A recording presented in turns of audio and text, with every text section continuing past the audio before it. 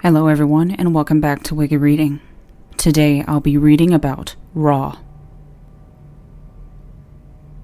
Ra was the ancient Egyptian deity of the sun. By the 5th dynasty in the 25th and 24th centuries BC, Ra had become one of the most important gods in ancient Egyptian religion, identified primarily with the noonday sun. Ra ruled in all parts of the created world, the sky, the earth, and the underworld. He was believed to have ruled as the first pharaoh of ancient Egypt. He was the god of the sun, order, kings, and the sky. Ra was portrayed as a falcon and shared characteristics with the sky god Horus. At times, the two deities were merged as Ra Horakti, Ra who was Horus of the two horizons. When the god Amun rose to prominence during Egypt's New Kingdom, he was fused with Ra as Amun-Ra. The cult of the Nevis bull, an embodiment of Ra, had its center in Heliopolis, and there was a formal burial ground for the sacrificed bulls north of the city. All forms of life were believed to have been created by Ra. In some accounts, humans were created from Ra's tears and sweat, hence the Egyptians called themselves the cattle of Ra. In the myth of the celestial cow, it is recounted how humankind plotted against Ra, and how he sent his eye as the goddess Sekhmet to punish them. According to Egyptian myth, when Ra became too old and weary to reign on earth, he relinquished and went to the skies. As the sun god, his duty was to carry the sun across the sky on his solar bark to light the day. When the sun set and twilight came, he and his vessel passed through the Akhet, the horizon, in the west, and traveled to the underworld. At times, the horizon has been described as a gate or door that leads to the Duat. There, he would have to sail on the subterrestrial Nile and cross through the 12 gates and regions. Through the course of his underworld journey, he would transform into his ram-headed form. Every night, Apophis would attack Ra in an attempt to stop the sunboat's journey.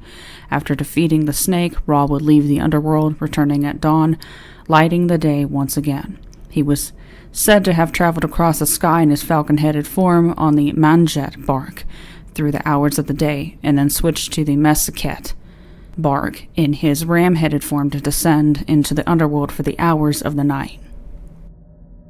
The sun is the giver of life, controlling the ripening of crops that were worked by man. Because of the life-giving qualities of the sun, the Egyptians worshipped the sun as a god. The creator of the universe and the giver of life, the sun, or Ra, represented life, warmth, and growth.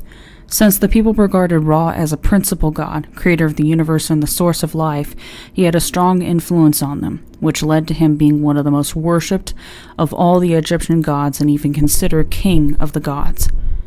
At an early period in Egyptian history, his influence spread throughout the whole country, bringing multiple representations in form and in name.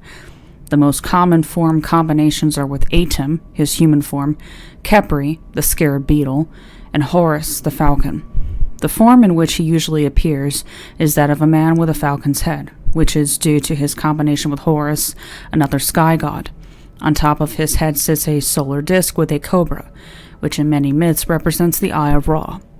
In the beginning of time, when there was nothing but chaos, the sun god existed alone in the watery mass of Nun, which filled the universe. The universe was enwrapped by a vast mass of primordial waters, and the Ben-Ben, a pyramid mound, emerged amid this primal chaos. There was a lotus flower with Ben-Ben, and from this, when it blossomed, emerged Ra. I am Atum, when he was alone in Nun. I am Ra, when he dawned, when he began to rule that which he had made. This passage talks about how Atum created everything in human form out of the chaos, and how Ra then began to rule over the earth where humans and divine beings coexisted. He created Shu, god of air, and the goddess of moisture, Tefnut. The siblings symbolize two universal principles of humans, life and right, justice. Ra was believed to have created all forms of life by calling them into existence by uttering their secret names. In some accounts, humans were created from Ra's tears and sweat. Ra was thought to travel on the Atet, two solar barks called the Manjet, the boat of millions of years, or morning boat, and the Mesket, or evening boat. These boats took him on his journey through the sky and the Duat, 12 hours of night, which is also the literal underworld of Egypt. While Ra was on the Mesket, He was in his ram-headed form. When Ra traveled in his sun boat, he was accompanied by various other deities, including Sia, perception, Hu, command, as well as Heka, magic power. Sometimes members of the Ennead helped him on his journey, including Set, who overcame the serpent Apophis, and Mehen, who defended against the monsters of the underworld. When Ra was in the underworld, he would visit all of his various forms. Apophis, the god of chaos, Isfet, was an enormous serpent who attempted to stop the sunboat's journey every night by consuming it or by stopping it in its tracks with a hypnotic stare. During the evening, the Egyptians believed that Ra sat as Atum, or in the form of a ram. The night boat would carry him through the underworld and back towards the east in preparation for his rebirth. These myths of Ra represented the sun rising as the rebirth of the sun by the sky goddess Nut, thus attributing the concept of rebirth and renewal to Ra, and strengthening his role as a creator god as well. When Ra was in the underworld, he merged with Osiris, the god of the dead. Ra was portrayed as a man with a head of most likely either a lanner or peregrine falcon, adorned with a sun disk with a cobra around it, and shared characteristics with the sky god Horus.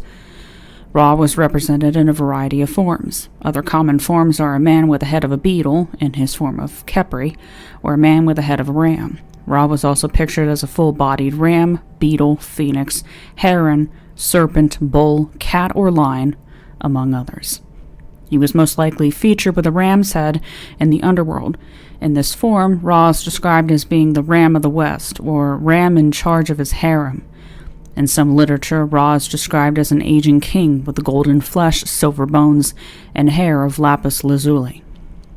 The chief cultic center of Ra was Unu, the place of pillars, later known to the Ptolemaic kingdom as Heliopolis, and today located in the suburbs of Cairo. He was identified with the local sun god Atum. As Atum, or Atum Ra, he was reckoned the first being and originator of the Ennead, the Nine, consisting of Shu and Tefnut, Jeb and Nut, Osiris, Set, Isis, and Nephthys.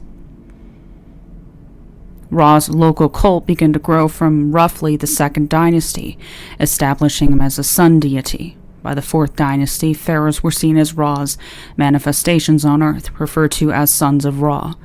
Ra was called the first king of Egypt, thus it was believed pharaohs were his descendants and successors. His worship increased massively in the 5th dynasty, when Ra became a state deity, and pharaohs had specially aligned pyramids, obelisks, and sun temples built in his honor. The rulers of the 5th dynasty told their followers that they were sons of Ra himself, and the wife of the high priest of Heliopolis. These pharaohs spent much of Egypt's money on sun temples.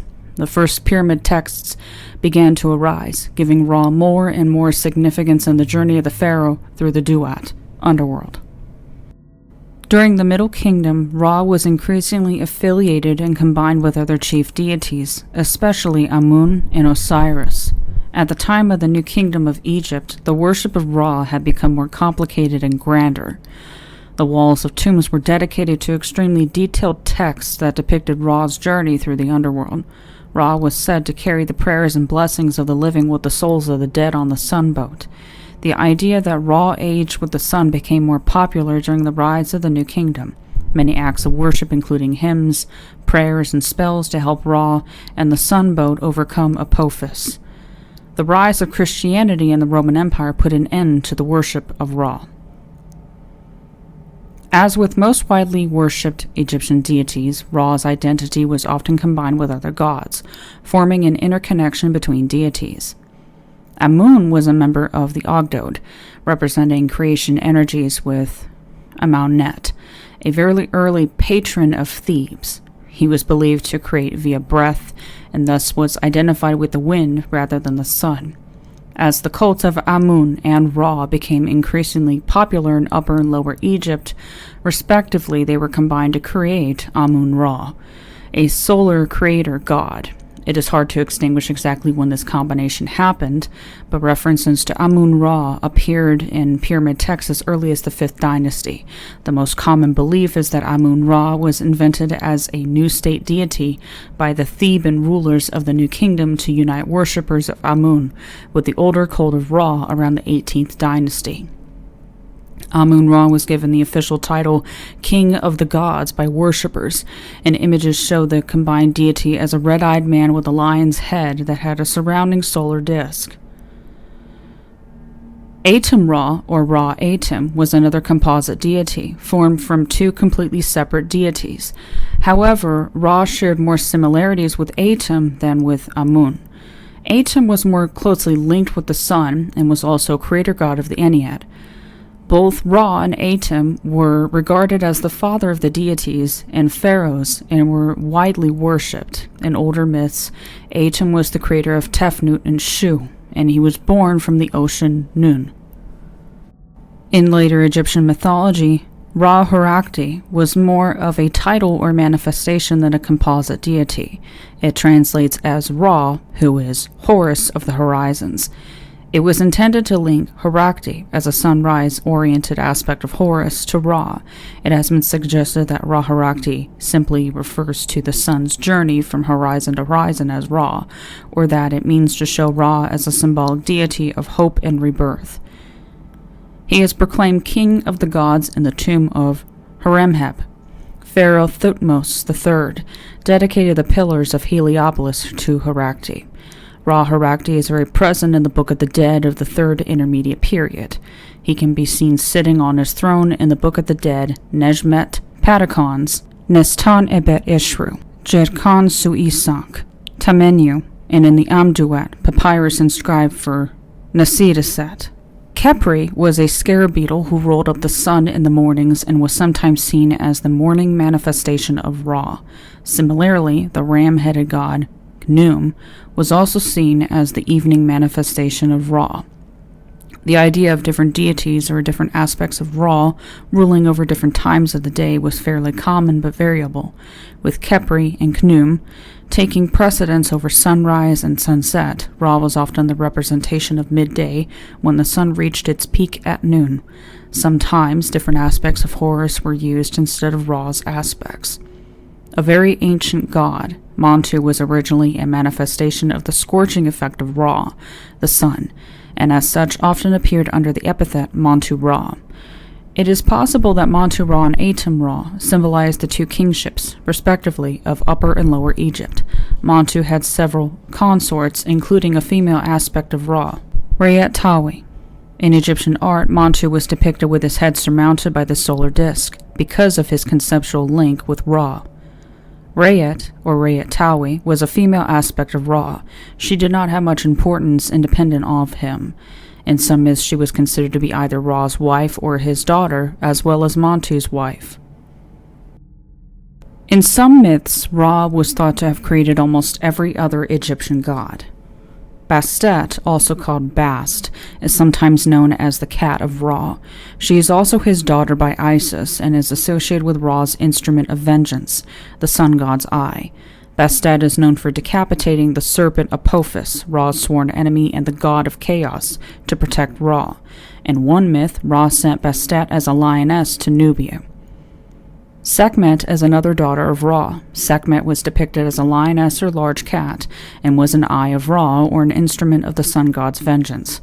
In one myth, Sekhmet was so filled with rage that Ra was forced to turn into a cow so she would not cause unnecessary harm. In another myth, Ra fears that humankind is plotting against him, and sends Hathor, another daughter of Ra, to punish humanity. While slaughtering humans, she takes the form of Sekhmet. To prevent her from killing all humanity, Ra orders that beer be dyed red and poured out onto the land. Mistaking the beer for blood, Sekhmet drinks it, and upon becoming intoxicated, she reverts to her pacified form, Hathor. Hathor is another daughter of Ra. When Ra feared that humankind was plotting against him, he sent Hathor as an eye of Ra. In one myth, Hathor danced naked in front of Ra until he laughed to cure him of a fit of sulking. When Ra was without Hathor, he fell into a state of deep depression. In the New Kingdom, Ra came to be associated with the epithet Kamatef, bull of his mother, alongside Amun. As Kamatef, he was seen as the son and husband of Hathor, who impregnates his own mother to give birth to himself. Ta is rarely mentioned in the literature of Old Kingdom pyramids. This is believed by some to be a result of Ra-worshipping people of Heliopolis being the main writers of these inscriptions. In one myth, Isis created a serpent to poison Ra and only gave him the antidote when he revealed his true name to her. Isis passed his name on to Horus, bolstering his royal authority. Apep, also called Apophis, was the god of chaos and Ra's arch-enemy. He was said to lie just below the horizon line, trying to devour Ra as Ra traveled through the underworld. Aten was the focus of Atenism, the religious system established in ancient Egypt by the 18th dynasty pharaoh Akhenaten. The Aten was the disk of the sun and was originally an aspect of Ra.